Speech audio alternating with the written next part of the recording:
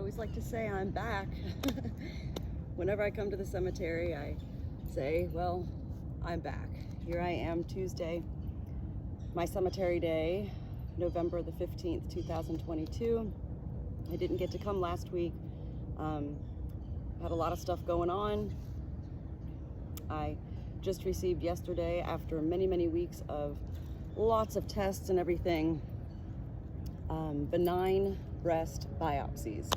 So I had a double breast biopsy 2 days in a row of last week and just got the results yesterday that I do not have cancer. So yay for me, right?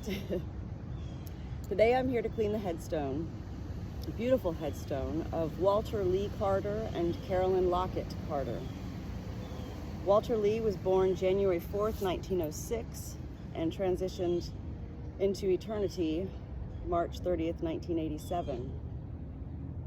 Carolyn Lockette was born October 3rd, 1907 and transitioned into heaven January 29th, 1995.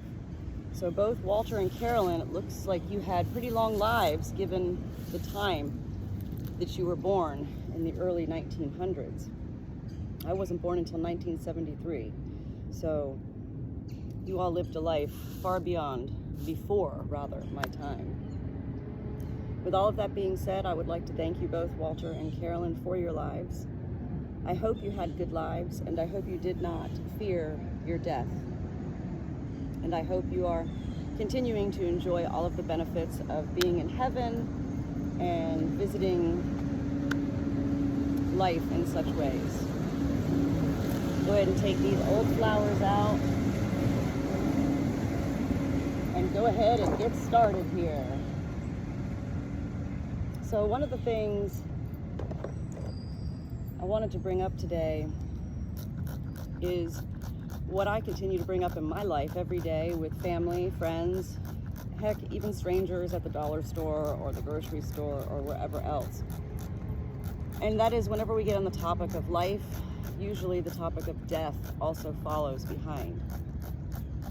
And the truth is, we still continue to live in a world, in a universe, in a nation, in a society that does not want to talk about death. We don't like to talk about things that we don't understand or that we don't know. And while that's understandable, the truth is, with life comes death. We're all born into this life to die. That is a fact of life. Where the facts get a little bit misconstrued are in the unknowings of what happens to us when we die. Where do we go? How can we know where we go when we can't see where those we love die and go to? We start to ask all sorts of questions. Do those we love really go anywhere at all? And I can sit here and preach till I'm blue in my face, but the truth is I can't convince anybody of where we go when we die. Although I can share what I have seen myself that has been shared of me from those who have crossed over and transitioned to another universe I call heaven. It is very important, so important for us to discuss death. I continue to tell people death is but a breath, because that is the truth. We live, and when we die, death is our final inhale and our final exhale. That is it. We leave behind our body, we leave behind our brain, our mind, and we take with us our soul. So, I've gone through a couple of funerals in the past year, one being my father-in-law, JC. And the truth remains, we do need to discuss our death, our personal death, before we die. We need to let those we love, our family, our friends, whoever, know what our wishes are, what our final wishes are. I know for probably the past 20 years, I kept telling myself that I did not want to be buried. I could not stand the thought of bugs getting into my body, into my casket, laying under the ground. And yet here I am cleaning, I think this is my 650th headstone. And I continue to never even think about the bodies beneath me. I am actually kneeling down on the ground right now, cleaning Walter, Lee, and Carolyn Lockette Carter's headstone, and I'm not thinking about me kneeling on top of two caskets that are somewhere underneath me. That's not the way I think of it. I think of our soul, and our soul is actually everywhere. So, in the last year, I started sharing with my husband that, hey, guess what? I know I said I wanted to be cremated, but I no longer want to be cremated. I do want to be buried. And that's a personal choice. There's no convincing others of our final choices in life. It's not about convincing anybody. It's not about being judged. It's literally, what do you want? Do you want to be buried? Do you want to be cremated? Do you want your loved ones to wear you on jewelry, necklaces, bracelets, earrings? What do you want? I know that I have found it very peaceful to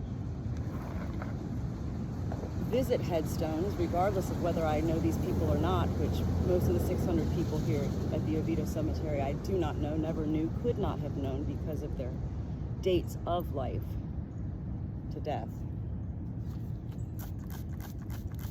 Death is the hardest topic in this life to talk about. And even after my father-in-law passed away earlier this year, on February 2nd, my husband is still unable to talk about his father. And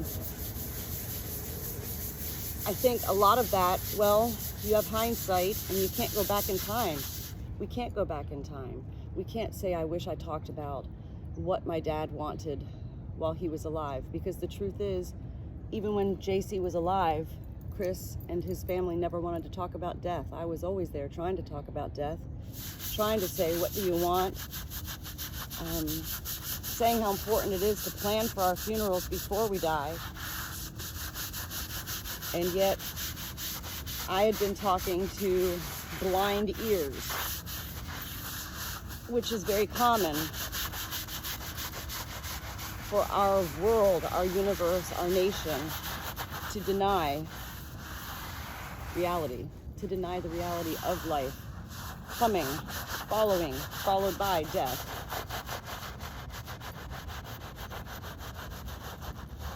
And I'm here to say today, we could all live much more peaceful lives if we began to discuss the realities of death. I know every day I talk to my mom on the phone. My mom lives in Maryland half the year, and she lives in Myrtle Beach, South Carolina, the other half of the year. And I haven't seen my parents in a year. A lot has changed. My parents are now, my mom's going to be 80 in just a few weeks, and they are crossing over into a different transitional part of life as an older person. And I have not been able to see these changes because I haven't seen my parents in a year. But I am able to see in my own mind from my conversations with my mom every day that my mom's still doing really good. My dad's still doing really good, other than the normal age-related circumstances of life.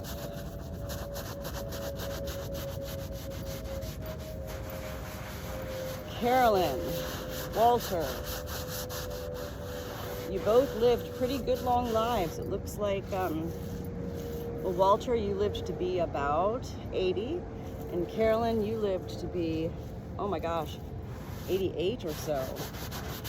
You're 90 years old. I can't even imagine. I'm 49 right now. I can't imagine being 89 years old. Like, what in the world? It's been a challenge for me to, not a challenge, that's not the word I'm looking for. It's been an eye-opener for me to see the transitions that my own parents have been going through. simple difficulties that we do take for granted as younger persons in this life. My mom has been struggling with balance and things like that in truth are not even necessarily due to age, rather due to age-related medications. And that's one of my big things in life is I'm kind of, at this point, really angry with the pharmaceutical industry for creating such drugs that need to be given in cocktails so that you can't just take one drug for, let's say, inflammation. You have to take 3 different prescription drugs like prednisone and gabapentin and things like that actually, when combined, create further problems. So it's like a catch-22. You're having difficulties with your health and you go to the doctor and they say, here's drugs. And you take them and those drugs may help with those issues, but they cause further problems. They cause further problems, like my mom with balance. My mom's not having problems with balance because she's old. My mom does not act old. She doesn't act a day older than 50. But these medications she's had to take for several years are playing a huge toll on her overall well-being. I find it interesting that today, cleaning the headstones of Walter and Carolyn, that's my mother's name is Carolyn. And so kind of when I first walked up to this headstone today and I saw the name Carolyn, I was like, whoa, you know, that continues to be an eye-opener for me to realize that my parents won't be here forever. I won't be here forever. You won't be here forever. None of us are here forever. And yet, even after we leave, even after we die, we are here forever. In different ways. In different ways. And when we can begin to talk more freely of death and share more freely what we do experience when someone we love dies, too many people are afraid to say, oh my gosh, I see the signs. Oh my gosh, my loved one visited me today. The cardinal that came to my window and just kept tapping at it. Or, you know, everywhere I went today, I spent $33.33 at the gas station. Or I had 33 items on my grocery list. Or when we see the signs and numbers and times, we're too afraid to share these things because we live in a society that judges and blames and shames. That's it. We judge, we blame, we shame what we don't understand. And the truth is, how can we understand if we don't further seek such knowledge? Right, Carolyn and Walter? All right, what I'm gonna do here now is get another one of my little fingernail brushes out here and get real good into your names, dates, and then I'll give you a good rinse off. Whenever I come to the cemetery after I leave, I do go home and get out my big yellow Oviedo book and look up the names of the persons that I cleaned their headstone. Such a beautiful historical book to have life sharings of those who lived here in the city I live, Oviedo. I'm very connected to this cemetery. I don't even know if I could be buried here, to be honest. I don't know if there's room, number one, and I don't know if, I just don't know. My ideal death for me, Natalie, would be that I'm buried at Salem United Methodist Church in Brookville, Maryland, the same church I grew up going to and the same church Chris and I were married at. My daughters were baptized at. I don't know if they have any room left at that cemetery. So then you kind of think to yourself, well, okay, so go ahead and get cremated and put me in a little jar, and then you could actually like just bury me anywhere. Like, who would know, right? Put a little marker there. Would anybody even know? Well, that would be illegal, so it doesn't matter if anybody would know. I would know, even in my death, that that was wrong to do.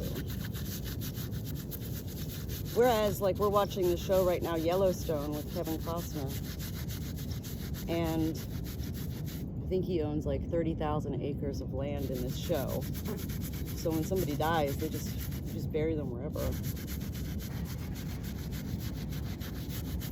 All right. Let me see if I can get that water on here. Carolyn and Walter. I am here also, Walter and Carolyn, to listen to anything you may have to say or share of your lives. For me, it's no longer about validating what I hear from heaven. It's about simply being available for heaven. Turn that water on.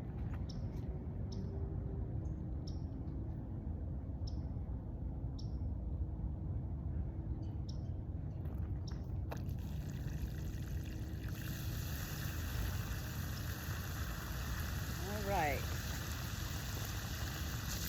Let's see what we got here going on. Well, if that's not beautiful, right? It's like a brand new headstone.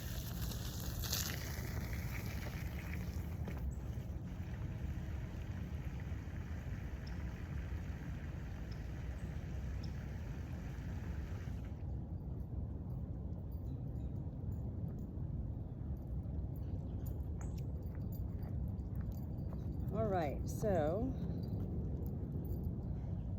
I'm just going to do one more final little scrub. That was a good scrubbing there, Carolyn and Walter. I love that when I'm at the cemetery and I see other people here at the cemetery who I'm familiar with, who I know are here like me doing their own thing. We don't have to talk. We just simply look up at each other and say, hey.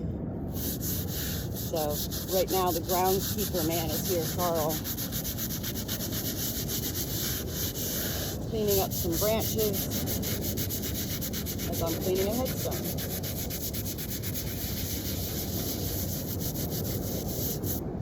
A couple weeks ago I had somebody come here with me.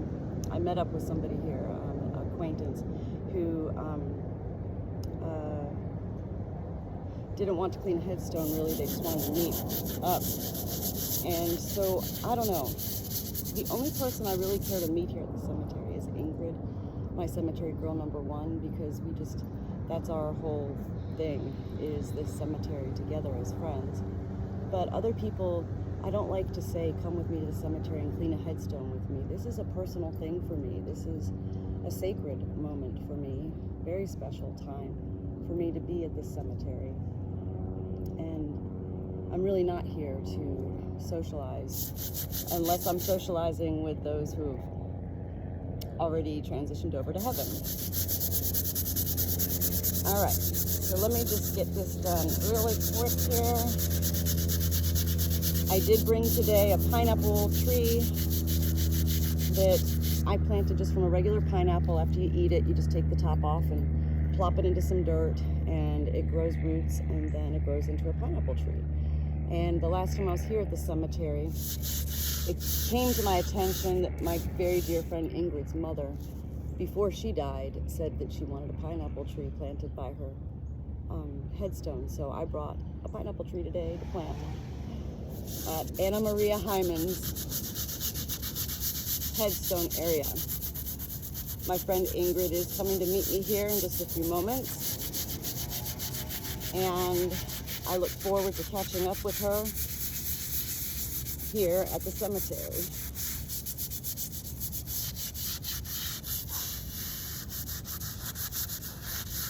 Well, this is a beautiful headstone, both of you. I'm hearing you right now, Carolyn. I'm not hearing you at all, actually. I don't hear. That's just it. I don't have voices in my head, okay, people? I'm not a lunatic. When I say I hear, it's usually that I'm utilizing my soul, and my soul feels. So when I'm feeling from my soul, I'm actually able to utilize my other senses, such as sight, I can see, sound, I can hear, smell, touch, taste, whatever you want to say. Those are all things that my soul can actually feel when I'm communicating with life. Not just with people who are dead, it's with anybody who has a soul, including animals. And animals have souls as well. Which, speaking of animals, I'm really concerned about my dog, Natasha. My 12-year-old Chihuahua girl born from a puppy mill with autoimmune disease. She's been a healthy girl pretty much her whole life. But I have been feeling for the past many weeks now that my little girl, my little Chihuahua girl, Natasha, is getting ready to transition over to heaven. And so what can I do? Well, I'm already doing all I can. She does have congestive heart failure. I give her medication twice a day. And I keep her active. And she gets plenty of rest as well. But the truth is, her time will come. And so all I can do now is everything that I do now, which is I love her every day. I hold her every day. I tell her how much I love her. I kiss her. I put her in my arms. I put her in my baby Bjorn and carry her around while I'm doing laundry and cooking dinner. I do what I want to do, what I believe I can do to give a good life to life, including my animals. All right, I think we're good here. Let me go ahead and get that final water.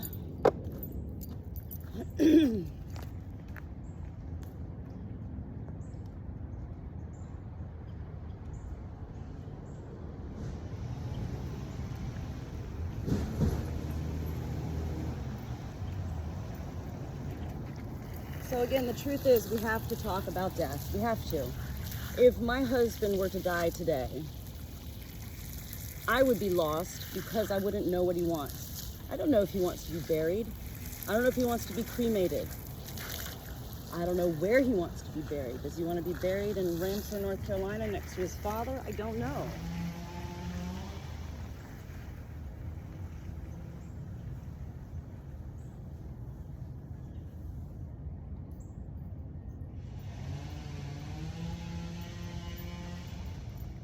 And the truth is, if I did know, then I could know that if my husband did die today, that I would be honoring his wishes. And if I don't know his wishes because he won't talk about death with me at all, then I am left in this life after he dies with wonder and question and doubt and even shame and judgment of myself. That's not how death should be. We should all know what we want. At least be able to express on some level what we want. Because it's really not fair to leave behind your loved ones wondering if they did the right thing. On top of that, I also want to bring up that, you know, yesterday, 2 days ago actually, there was a 3-year-old boy locally who wandered away from home, disappeared, and they put out a missing endangered child alert. And yesterday morning I saw that they actually found this little 3-year-old boy. He had drowned in a retention pond just up the street from the cemetery here. Wow. Walter and Carolyn, there is nothing like news of a young child, a little baby, 3 years old, dying so senselessly. It's not the parents' fault that the boy wandered away. That's children. And it's life, it happens. But then we're left with anger. How could God do this? How could God take a little 3-year-old from this life? I said to Chris yesterday, when I heard this news on the way to my breast biopsy results, I said, Chris, do you really think that the parents of this 3-year-old boy thought when they woke up that their 3-year-old was going to die? Like, no, nobody thinks that way. And then you say, why? Why would God take a little tiny 3-year-old? I don't think anybody can answer those questions. It's not about the question. It's about the life. And it's about what we know of life and what we accept of death. So sad. I can't imagine. My daughters are now 22 and 19 years old. I mean, my one daughter was in a car accident several months ago. I can't imagine getting a phone call saying your loved one has passed, has been in an accident, is gone, is dead. It's really nothing that we are supposed to imagine. It's really nothing we're supposed to ponder in thought. Really what we're supposed to do is find our beliefs in this life. And it is our beliefs that carry us through. So if you don't believe in something, again, I'm not here to tell anybody to believe in God or heaven. I'm here to say you gotta believe in something. You just have to. Carolyn, I'm going to leave you the blue flowers today. And Walter, I got some beautiful orange flowers for you. Walter and Carolyn Carter, thank you for your lives. I hope you are resting in eternal peace, and I really hope you did not fear your deaths. Thank you for this time with me today at the cemetery. May you continue to rest eternally and enjoy all the benefits of heaven.